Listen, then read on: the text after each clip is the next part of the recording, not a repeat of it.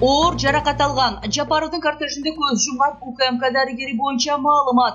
Садыр Жапаровдун кортежиндеги жол кырсыктан көз жумган УКМК 9 кызматынын кызматкери президенттин дарыгери болгон. Бул тууралуу маалыматты Спутник Кыргызстан агенттигине саламаттык сактоо жана социалдык өнүктүрүү министри Алымкадыр Бейшеналиев айтып берди.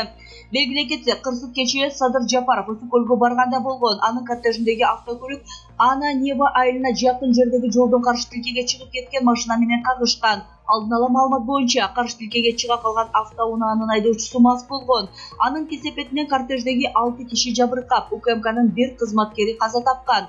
Министр Бейшеналиев көз жумган кызматкар УКМКнын 9-кызматынын дарыгери 37 жаштагы ортопед травматолог Илгиз Усубалиев экенин билдирди. Каза болгон кызматкер дарыгер болчу, мага да жакын эле, азыр Тажиясынан келе жатабыз. Артында аялы, эркек баласы, бир кызы калды. Ата-энеси тирүү, агасы 8 ай мурда коронавирустан каза болуптур. Кур'ан окутсак, эн атасы ыйлап отурат, деди саламаттык сактоо министри. Бейшеналиев көз жумган Усубалиев жашап кетүүгө мүмкүн болбой калган жаракаттарды алганын айтты. Ал ошол жерден эле каза болуптур. Машина оодарылганда маңдайкы терезени сүзүп 15 метр аралыкка ыргып, жерге сүрүлүптүр. Жаракаттары оор болгон, деди Бейшеналиев. Министр кесиптеши Усубалиев 2 жылдан бери УКМКнын 9-бөлүмүндө иштеп келе жатканын, ага чейин Бишкектеги травматология жана ортопедия илим изилдөө борборунда эмгектенгенин кошумчалады.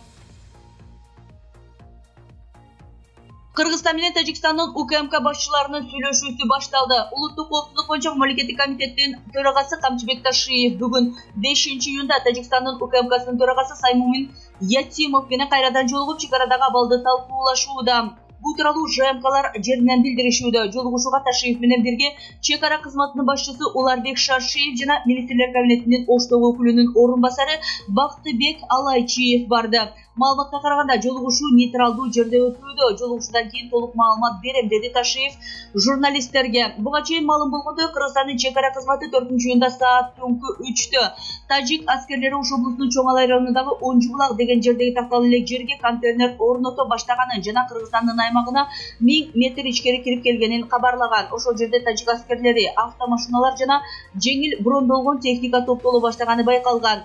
Чек ара кызматы тажикстандыктар мамлекеттик чек аранын такталуу элек тилкесине орноткон контейнерин калтырып, өз тарапка кайра 600 метр ары кайтышканын кабарлады. Министрлер кабинетинин тажик тарап бул аракети менен мурдагы макулдашууларды бузганын айтышты. Кыргыз-тажик чек арасындагы акыркы кырдаалга байланыштуу 4-июнда эки өлкөнүн тышкы иштер министрлиги элчилерди чакырып, бири-бирине нааразылык ноталарын тапшырды. Кыргыз-тажик чек арасынын узундугу 976 чакырым, анын ичинен 519 чакырымы делимитация жана демаркациядан өтүп, калган бөлүгү такталуу элек. Талаштуу аймактардын 13,6 чакырымы Ош облусунун Чоң Алай районунда жайгашкан. Камчыбек Ташиев тик учактын кантип кырсыктаганын айтты. УКМКнын төрагасы Камчыбек Ташиев кечээ Чоң Алайга пошто бараткан тик учак эмнеден кырсыкка кабылганы туурасында айтып берди. Анын видеосу Элтер мамлекеттик телеканалынын YouTube баракчасына жүктөлдү. УКМК башчысынын айтымында, эки тоонун ортосунда катуу шамалдан улам тик учак кырсыкка кептелген. Бишкектен эки тик учак менен жолго чыкканбыз, жакшы эле келе жатканбыз, кокустук экен. Артыбыздан эле учуп келаткан, аны өзүм да көргөм, кийин эле жок болуп кетти. Көрсө эки тоонун ортосуна киргенде катуу шамал болуп, мотордун күчү жетпей калыптыр. Анан шамал сүрүп алып барып жерге кулатыптыр, деди Ташиев. Эске сала кетсек, кечээ 4-июнда Чоң Алайды көздөй бараткан аскердик тик учак авариялык абалдан улам конууга аргасыз болгон. Ал Ош облусуна караштуу Араван районунун Кичалай айылында түшкөн. Коргоо министрлиги конуу учурунда тик учактан өрт чыгып кеткенин маалымдаган. Бортто экипаждар менен кошо 15 адам болгон. 14-ü Ош облустук бириктирилген ооруканасына жаткырылган. Бирөөнүн абалы оор деп бааланууда.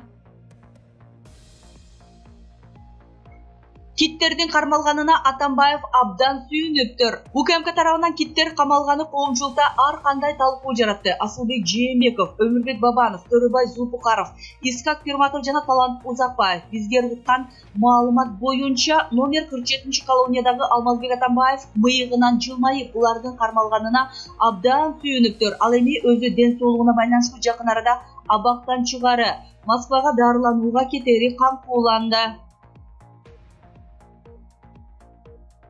Камчыбек Ташиев менен Саймумин Ятсимов куралдуу күчтөрдү артка кайтарууну макулдашты.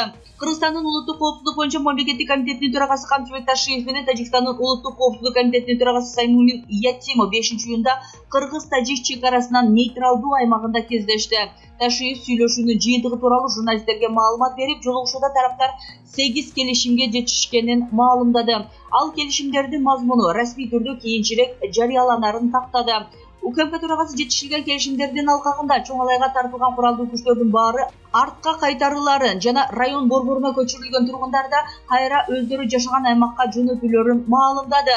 Кыргызстандын чек ара кызматы 4-июнда таңгамал тажик аскерлери Ош облусунун чоң алай районундагы Унжубулак деген жердеги такталуу элек жерге контейнер орното баштаганын жана Кыргызстандын аймагына 1000 метр ичкери кирип келгенин кабарлаган. Ошол жерде тажик аскерлери автомашиналар жана жеңил бурундурулгон техника топтоло баштаганы байкалган. Тажикстандын улуттук коопсуздук комитетинин чек ара кызматы тажик чек арачылары Кыргызстан менен Тажикстандын өкмөттөр аралык комиссия макулдашкан чек ара тилкелерин кайтарып жатканын айткан. Бирок Кыргыз өкмөтү бул маалыматты четке кагып, Унжубулак участогундагы чек ара тилкеси чейил элек деген маалымдады. Кырда Курчугандан улам чоң алайдын чек аралаш аймактагы бир нече айылдары ичкериге эвакуацияланган. Кыргыз-тажик чек арасындагы акыркы чыңалууга байланыштуу 4-июнда эки өлкөнүн тышкы иштер министрлиги элчилерди чакырып, бири-бирине нааразылык ноталарын тапшырды.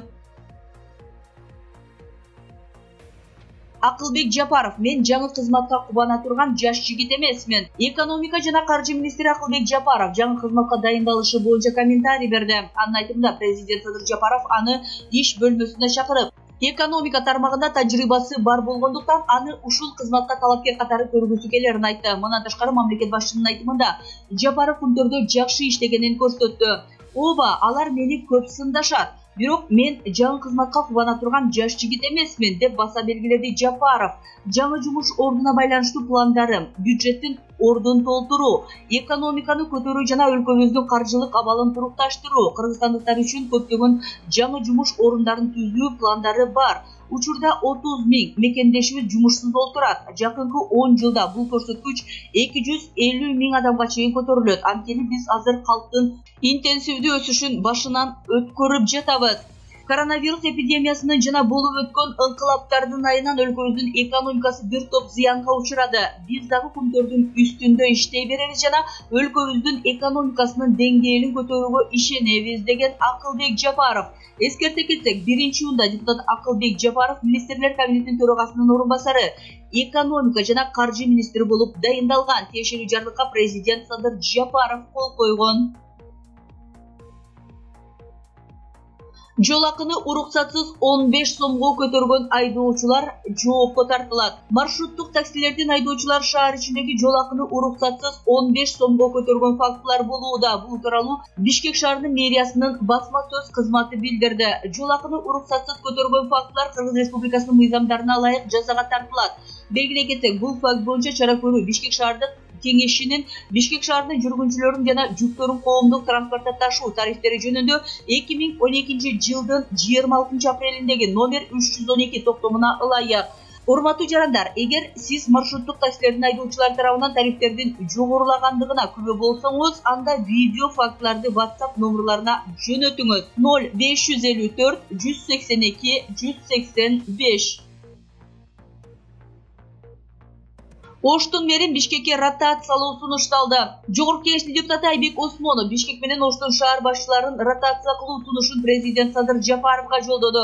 Урматтуу Садыр Нуркожоевич, учурдагы борбор калаабыздын көйгөйү болгон маршруттук каттамдын токтошу шаардык тургундардын, өзгөчө карапайым калктын катмарын түйшүккө салды. Сиз учурда кимдерди ротациялоо жолу менен иш алып барып, жакшы өзгөрүштөрдү киргизип жатасыз. Мындан арыда чоң өзгөрүүлөр болот деген ишеничтебиз. Ал эми өзүңүзгө белгилүү болгондой, Ош шаарынын аянты Бишкек шаарына караганда чоң. Ал эми күйүүчү майдын баасы Ош шаарында 2 сомго кымбат. Маршруттук таксинин жол кире баасы 10 сом, окуучуларга 5 сом. Ошого карабай маршруттук каттам толугу менен үзгүлтүксүз иштеп жатат. Ош Бишкек шаарларынын мэрлеринин ротацияланышы да учурдун талабына ылайык десек болот. Татыктуу чечимдерди кабыл алат деген ниеттебиз дейт депутат.